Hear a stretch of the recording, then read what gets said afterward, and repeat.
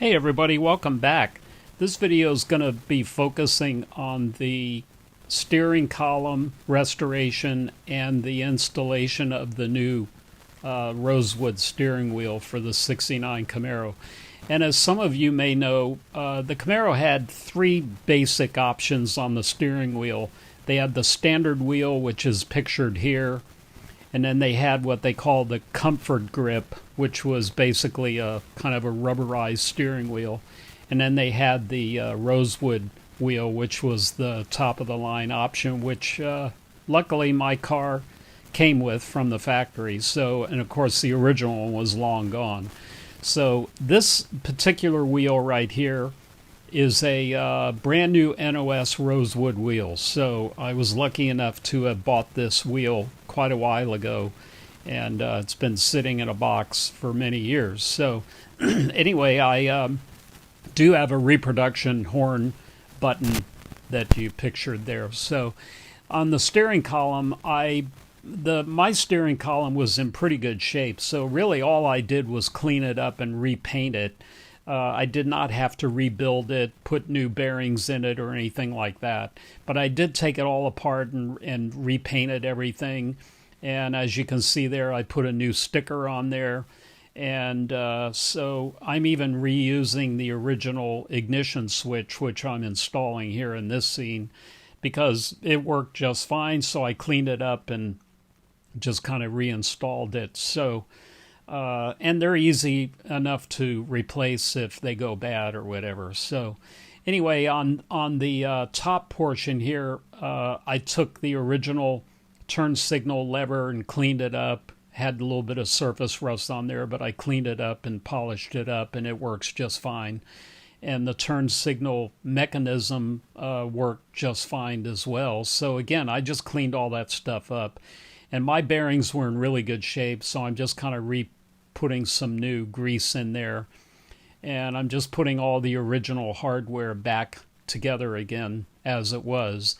Because like I said, aside from a really ugly steering wheel, the steering and the column and everything worked just fine. So here I'm installing the new horn switch that goes with the rosewood wheel. And I'm just kind of reassembling everything in the order that it goes. And then this plate has a specific locating notch in it that locates it precisely where it's supposed to go. So that's pretty foolproof there.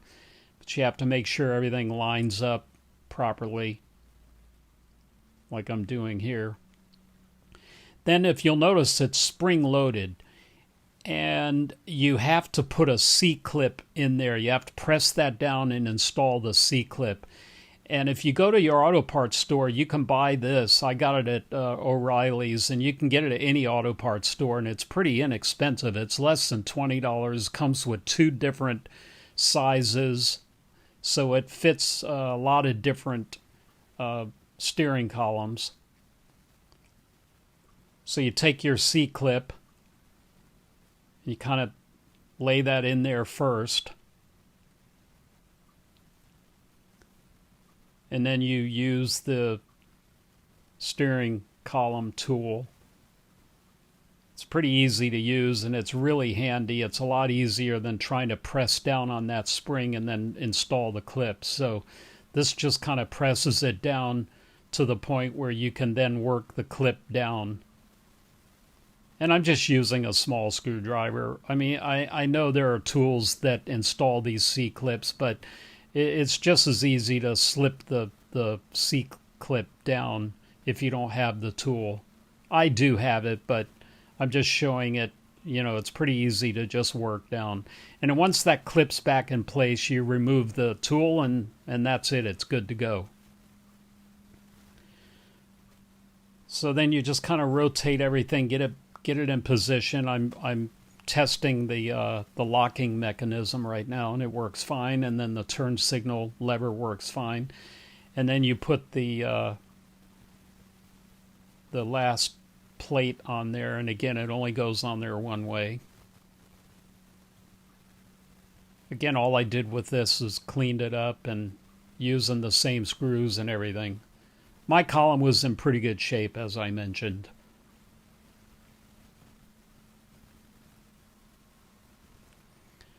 So now I'm ready to install the wheel, and I have the correct bezel that goes, and the bezel has a hole in it that you put the horn switch through right there.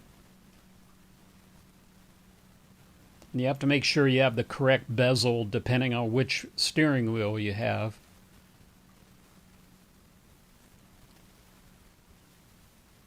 Just kind of work that down.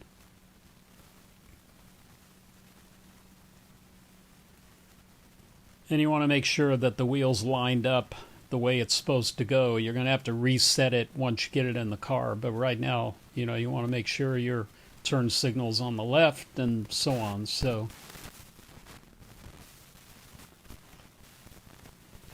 then you install the nut.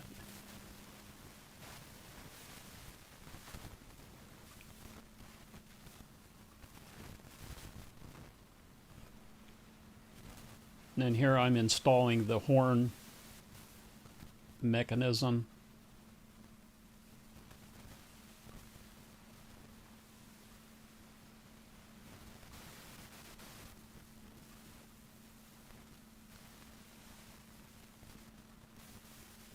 Then I line up the horn button, and on the rosewood wheel and the comfort grip, I believe the horn button, the white color goes on the top.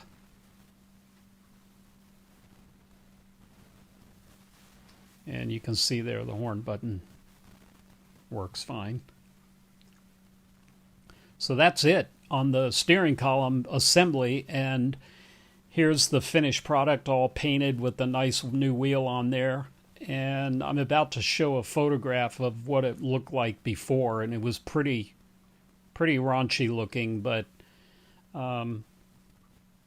they turn out pretty nice if they're in pretty good shape to begin with, which again this one was. So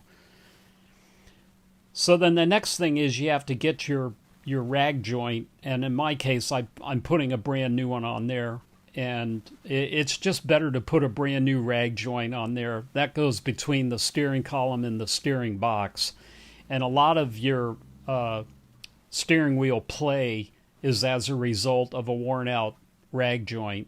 So I'm just putting a brand new one on there, and they're pretty inexpensive. So, and here I'm reinstalling the rubber seal cover or whatever you want to call it. And again, I didn't I didn't disassemble the entire steering column. So in this case, I'm just having to kind of force it around, and I just kind of turned it inside out and forced it on there, and it went on there just fine without ripping it and so on. So if you have your column completely apart, then you put it on before you put it all back together. But in my case, like I said, I didn't take the column completely apart, so I'm having to force all these seals and everything back on, which is fine. The rubber is viable enough. So now it's ready to reinstall into the car.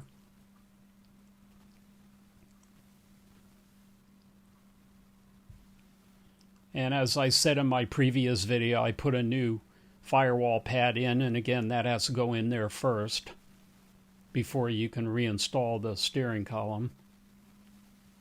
So it's a pretty simple process. You just kind of stick it back through the hole and then put the two nuts on there, tighten the two nuts onto the dash, and then go around and install the rag joint, which was installed onto the steering box prior. So, and I'm sorry for the darkness here, but anyway, here's the finished product. And as you recall, this is what it looked like before, and this is what it looks like now. So turned out really nice. And that's going to do it for this video. And again, thank you so much for watching, and please like, subscribe, and share, and we'll see you on the next one.